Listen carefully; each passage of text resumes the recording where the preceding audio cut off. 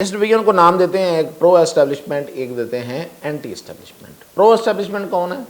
बुशरा बीबी, उनके साथ उमर अयूब, शिबली फराज, वकास अकरम और गंडापुर। इनको अपनी अपनी पोजीशन बचानी है और बनानी है और आगे चलना है। दूसरी है अलीमा खान, जाहिर है उसका कोई कमिटमेंट कोई है ही नहीं कहीं पे, अगर होगी तो थोड़ी बहुत होगी। असद कैसर और असली पीटीआई वो है एंटी बुशरा बीबी। ये ज़रूर कहा जा रहा है कि बुशरा बीबी को थोड़ी सी कामयाबी देने की कोशिश की जाएगी ताकि वो जो हम पहले बात करते रहे हैं कि बुशरा बीबी लेड पीटीआई जो है वो अलहदा हो सके। वज़ीर आज़म पाकिस्तान ने कॉल भी करनी है ट्रंप को मुबारकबाद की, वो नहीं की। दरअसल उसको बना के ना, उसको वो पता है ना कि कॉल होनी है, तो उसको उसके साथ खेलने की कोशिश की जा रही है। कुछ ना कुछ उसमें है, ज़ाहिर है जुल्फी बुखारी लगे होंगे। ट्रंप की बेटी और उसके जो दामाद है उस तक है, उसकी हेलो है, रसाई है। ये कैसे हो सकता है कि पहले मुबारकबाद की कॉल अभी जाए ना और ट्रंप की कॉल आ जाए कि मेरी इमरान खान से बात करा दें। पैमरा एक्ट में तब्दीली हो चुकी है, तरमीम हो चुकी है, ये 2023 में हो गई थी। उसका जो रूल्स एंड रेगुलेशंस बननी है उसका ड्राफ्ट बिल्कुल तैयार है और वो इम्प्लीमेंट होना है। वो ये है, इलेक्ट्रॉनिक मीडिया का जो लाइसेंस होल्डर कोई टीवी चैनल है वो उसका डिजिटल और सोशल मीडिया जो है वो भी उसी तरह ही रेगुलेट होगा, और यानी कि पैमरा के रूल्स वहाँ भी अप्लाई होंगे। जी, दो चल रही हैं नाजरीन, दो किस्म की थ्योरीज चल रही हैं इस वक्त 24 नवंबर के एहतजाज के हवाले से। एक ये कि 24 नवंबर की तारीख क्यों दी गई है, इसलिए दी गई है थ्योरी कि इससे पहले कहीं कोई कॉल आनी है अमेरिका से, और दूसरी कि अपना जनरल फैज़ हमीद का फ़ैसला आने वाला है। इन दोनों का जायज़ा लेता हूँ और बताता हूँ कि फैक्चुअली है क्या, इनमें से बात कौन सी ठीक है और कौन सी कितनी ठीक है और कितनी गलत है। और फिर ये कि जो सोशल मीडिया है उसके साथ क्या होने जा रहा है। तो इस पे पहले हम बात करते हैं 24 नवंबर का एहतजाज की कॉल। देखें, 24 नवंबर के एहतजाज की कॉल जो है वो इमरान खान ने दी, किसी से नहीं दिलवाई। जो स्वाबी का जलसा था उससे भी नहीं दिलवाई और उसके बाद भी किसी को नहीं कहा, अपनी बहन के ज़रिए उसकी अनाउंसमेंट करवाई। अब ज़ाहिर है जब कॉल आ गई है तो सारे फिर लाइन पे आ ही जाते हैं, आ गए। अब यहाँ पे डिवीज़न है और बड़ी सख्त डिवीज़न है। एक है केपी और दूसरी तरफ है पंजाब। केपी में बुशरा बीबी ने महाज संभाल लिया है और वहाँ पे जो उनके साथ दे रहे हैं वो है उमर अयूब, शिबली फराज और इसके अलावा गंडापुर, ये इसके साथ है। वकास अकरम भी बुशरा बीबी के साथ, और असद कैसर और पीटीआई असली अपने आप को कहलाने वाले, वो बोर्ड लगा होता है ना फलां दुकान असली, वो वाले, वो हैं एंटी बुशरा बीबी। वहीं पे ये मैं वहाँ की बात कर रहा हूँ, केपी। और ख़ैर ये केपी तो मैं कह रहा हूँ ना, वो तो पूरे मुल्क को असल में लीड कर रही हैं अपने तौर पे बुशरा बीबी पार्टी को। इस वक्त सारी खबरें आ गई हैं, उसकी आपको तफसील की ज़रूरत नहीं है। अब यहाँ पे अलीमा खान कर रही हैं, तो पहला डिवीज़न तो ये है। अब ये इस डिवीज़न को क्या नाम दें? इस डिवीज़न को नाम देते हैं एक प्रो एस्टेब्लिशमेंट, एक देते हैं एंटी एस्टेब्लिशमेंट। प्रो एस्टेब्लिशमेंट कौन है? बुशरा बीबी, उनके साथ उमर अयूब, शिबली फराज, वकास अकरम और गंडापुर। इनको अपनी अपनी पोजीशन बचानी है और बनानी है और आगे चलना है। तो इनको चाहिए था इमरान खान की जस्टिफिकेशन, उसकी वेरिफिकेशन, तो वो इसी सूरत में मिलती है जब बुशरा बीबी आगे हों, फेस पे बुशरा बीबी हों, ये पीछे काम करते रहे अपने अपने, और एस्टेब्लिशमेंट से पंगा नहीं लेने का। ठीक है जी।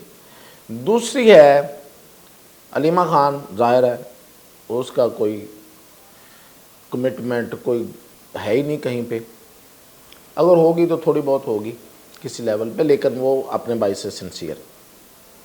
असद कैसर और असली पीटीआई वो है एंटी बुशरा बीबी। तो ये तो है डिवीजन। और इसमें अब आप देख लें कि एहतजाज जो है वो होने जा रहा है। बुशरा बीबी ज़ाहिरा चाह रही हैं कामयाब हो, इधर से अलीमा खान चाह रही हैं कि पंजाब को वो पुश करें और यहाँ पे को बड़ा कुछ हो जाए। तो एक तो तकसीम, इतनी तकसीम और तकसीम दर तकसीम, इसके अलावा मैंने कई दफ़ा आपको बताया कितनी बड़ी तकसीम है, तो उसके होते हुए एहतजाज हो रहा है। तो कैसा होगा। और हाँ, ये ज़रूर कहा जा रहा है कि बुशरा बीबी को थोड़ी सी कामयाबी देने की कोशिश की जाएगी, ताकि वो जो हम पहले बात करते रहे हैं कि बुशरा बीबी लेड पीटीआई जो है वो अलहदा हो सके, कहीं मतलब इस्टेब्लिशमेंट के साथ चल सके। तो जाहिर है कि कोई एक आध कामयाबी तो दिलवानी पड़ती है ना। तो वो किसी हद तक कुछ पोर्शन एहतजाज का वो इनकी तरफ से कामयाबी को हो जाएगी, और ये कोशिश की जा रही है। अब एंड पे क्या होता है, मैं आपको वही खबर दे रहा हूँ जो मुझे अब तक पता है। और इधर से ये जो बाकी जो ग्रुप्स हैं वो दबे दबे रहेंगे, वो कहीं नहीं नज़र आएंगे। अलीमा खान ने क्या कर लेना, और दूसरी तरफ असद कैसर जब वो बुशरा बीबी के हाथ में बायत ही नहीं कर रहे, जा ही नहीं रहे, वो समझते हैं कि ये नाजायज़ बात है सियासी तौर पे, तो वो जाहिर है वो फिर गायब ही रहेंगे। तो लीड तो बुशरा बीबी करेंगी।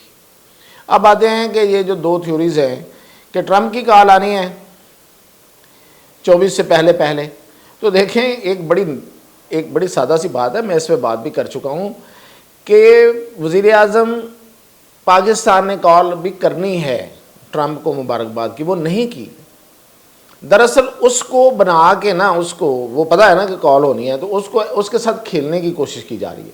मैं ये नहीं कह रहा कि सिर्फ खेला जा रहा है, कुछ ना कुछ उसमें है। ज़ाहिर है जुल्फ़ी बुखारी लगे होंगे, वो ट्रंप की बेटी और उसके जो दामाद है उस तक है, उसकी हेलो है, रसाई है, वो कोशिश कर रहे होंगे।